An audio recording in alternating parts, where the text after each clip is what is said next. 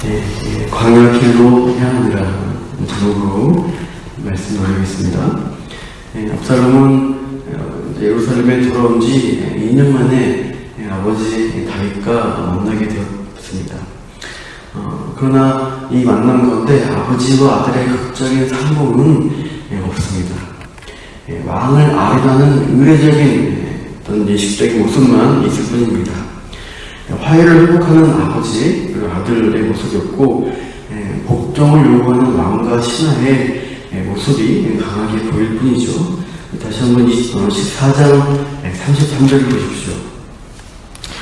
14장 33절 보시면, 마지막 14장 보시면 이렇게 보이죠. 왕이 압살롬을 부르니 그가 왕께 나아가 그 앞에서 얼굴을 땅에 대어 그에게 절하매 왕이 압살롬과 입을 맞추니라. 왕이 압살롬을 불렀고 또 왕께 나아가야 되고 얼굴을 땅에 대며 나아가서 왕이 압살롬과 입을 맞춥니다. 이 모습은 왕이라는 절대 권력자 앞에 압살롬이 살짝 기면서 겨우겨우 인사하고 은한 인사하고 돌아오는 것이에요. 그러니까 다윗과 압살롬 아버지와 아들 사이에 그런 화해의 회복은 없는 것입니다. 이렇게 온전하지 화해하지 못한 가족의 모습, 그래서 그 마음에 분노와 실망감을 그대로 안고 있는 그 아들 압살롬, 그 마음을 풀어주지 못하자 이 아버지와 아들의 관계는 파국으로 치닫게 되고 나라에 심각한 결과를 가져옵니다. 그 이후에 압살롬의 행보가 어떠한지를 우리가 15장에서 보게 되죠. 15장 1절을 보시면 압살롬은 자기를 위한 행보에 들어갑니다. 15장 1절에서 그 후에 되겠죠. 압살롬이 누구를 위함입니까? 자기를 위하여 병과 말들을 준비하고 호흡의 50명을 자기 앞에 세웁니다. 왕인 다윗, 아버지인 다윗을 위한 행보가 아니라 어떤 자기만을 위한 일들을 벌이게 됩니다. 그래서 화려한 호위 부대를 왕과 병거를 앞세우고 50명의 부대를 세워서 어떻게 해요? 자신을 과시합니다.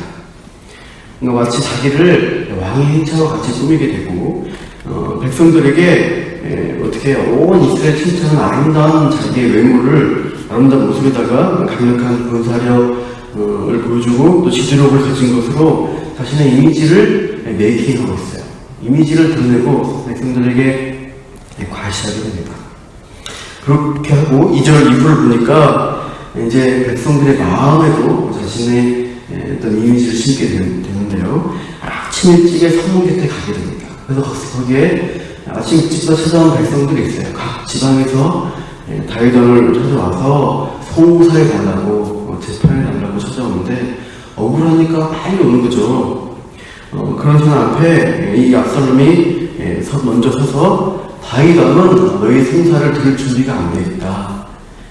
그래서 내가 너희들 문제를 정의롭게 해결해 주겠다 하면서 자신이 왕세자인 줄 알고 절하려고 하니까 어떻게 해요? 붙들고 이렇게 세워서 마치 너희가 나의 친구인 것처럼 입맞춤을 합니다. 아름답고 이쁜 당당한 왕자인 압살롬의 호의를 받고 또 친구처럼 대우해 주니까 백성들의 마음이 어떻게 돼요? 압살롬을 향해서 기울어지기 시작합니다. 압살롬 참으로 나를 위하는 참 주는 사람이구나. 이렇게 이제 다음 왕이 될 사람이구나. 이렇게 마음을 기울게 되는데 6절 마지막에 보시면 15장 6절 마지막에 이스라엘 사람의 마음을 압살롬이 훔쳤다라고 말씀합니다. 그렇게 사람들의 마음을 뺏어가면서 4년이 지나자 이제 이스라엘 각지에 압살롬의 세력들이 생긴 것 같아요. 이제 뜻을 도모할 날과 장소를 정합니다.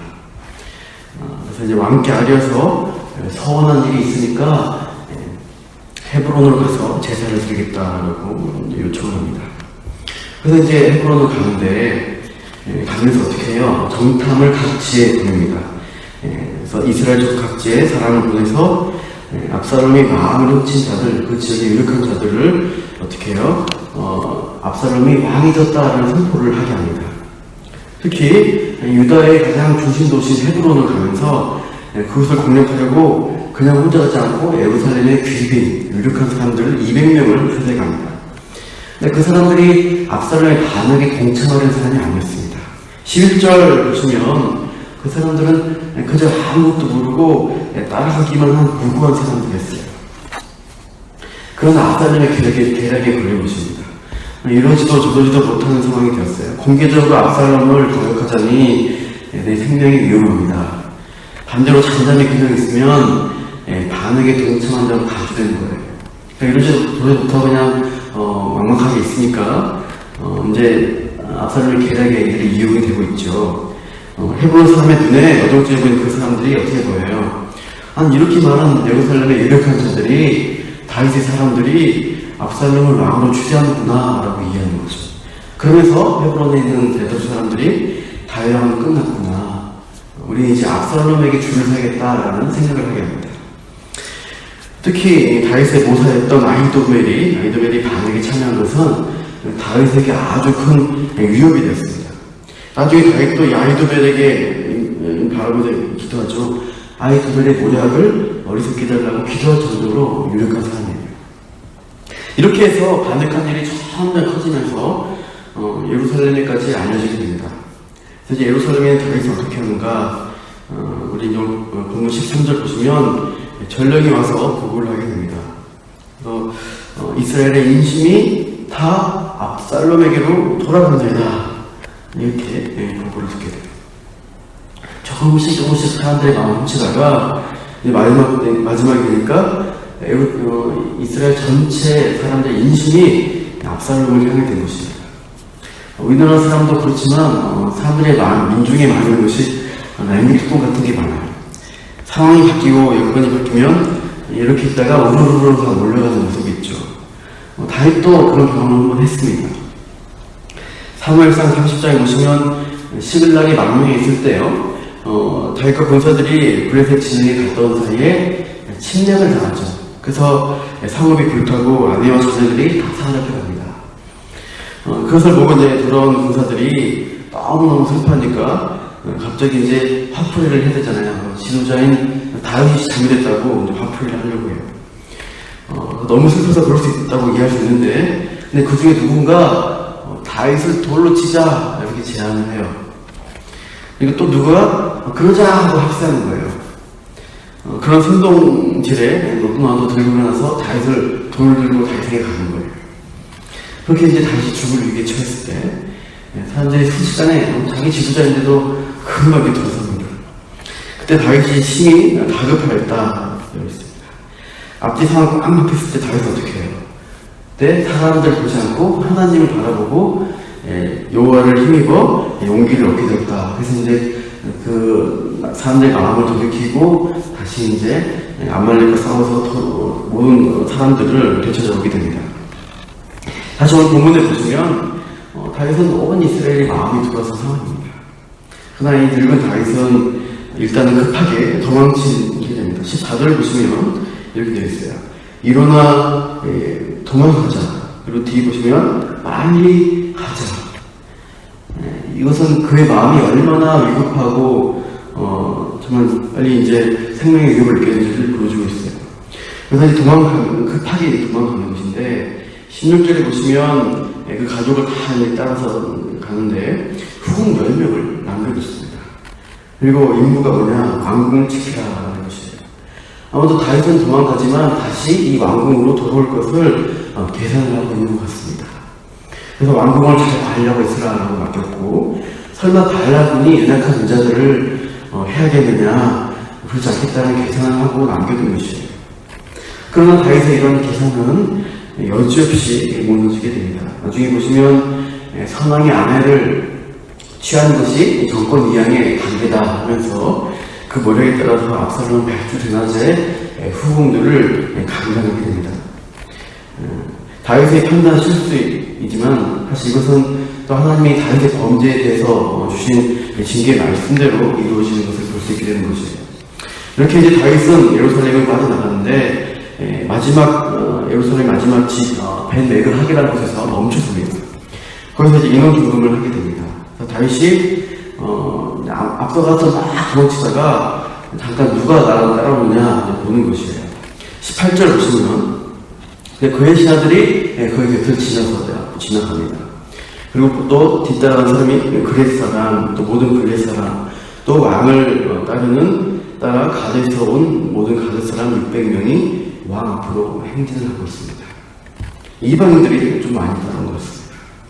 그리고 왕은 그들을 인솔하는 가드 사람 이때에게 이런 제안을 하죠. 19절 보시면 어찌하여 너도 나와 함께 가느냐. 너는 쫓겨난 나그네니 돌아가서 왕과 함께 내 곁에 있어라. 새로 생긴 새로 정권을 잡은 압살롬에게 함께 있어라. 뭐예요?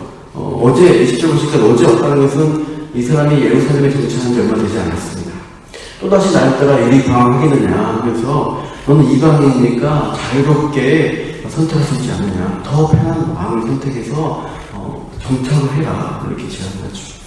그러나 이때는 충성을 맹세합니다. 21절 보시면 이때가 왕이 대답하여 이르되 여호와의 살아계심과 내 주 왕이 살아계심으로 맹세하오나니 진실로 내 주 왕께서 어느 곳에 계시든지 사나 죽으나 종도 그곳에 있겠나이다. 마치 룻의 고백과 비슷합니다. 어느 너의 민족, 너의 가족에게 돌아가라. 나오미가 제안을 해도 룻은 어떻게 해요? 어머니가 하시는 곳에 나도 가고, 어머니가 머무시는 곳에 나도 머물겠습니다. 어머니가 죽으시는 곳에 나도 죽어서 거기 묻히겠습니다. 이런 고백을 하는 것이죠.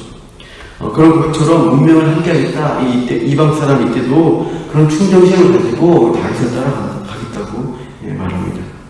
그래서 이제 이때와 그의 군사들은 자기가 함께하는 그 백성들의 선발대로 먼저 기드론 시내를 건너가게 돼요. 22절에 보시면 그렇게 예루살렘 넘어 이제 기드론 시내를 건너갑니다. 그리고 이제 함께하는 모든 백성과 함께 다윗은 가시밭길과 같은 광야길로 이제 들어서게 되죠. 본문에서 극적인 반전이 없습니다. 하나님이 구해주셨다 이러면서 보이지 않고 그저 다윗은 위기에 몰렸고요. 대다수 백성들에게서 버림을 받는 장면입니다. 그리고 이제 위급한 상황에 도망자 신세가 되는 것뿐이죠. 신앙인으로서 우리가 살아갈 때 성공이나 승승장구하는 모습이 있을 수 있지만 때로는 고난과 어려운 가운데 있을 때가 있다는 거죠. 그저 광야에 고난길이 펼쳐지고 꽉 막힌 일이가 일어나기도 합니다. 항상 잘 되는 것이 아니라 어려운 상황이 생기는 것입니다. 하나님 잘 믿고 있는데 그런 일이 벌어지면 우리 마음에 무엇인가 원망과 불평이 생기게 됩니다.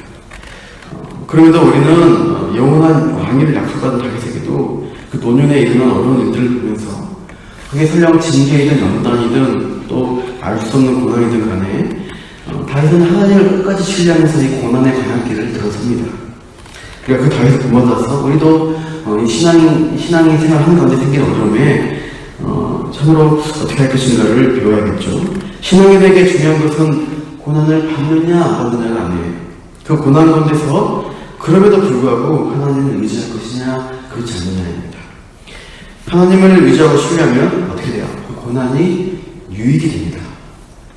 우리가 하나님이 그 고난을 통해 누구이신가를 더 배우고 그분과 가까워지게 되고 또 정말 이 고난을 통해서 우리가 하나님이 예비하신 일들을 더 소망을 바라보게 되죠.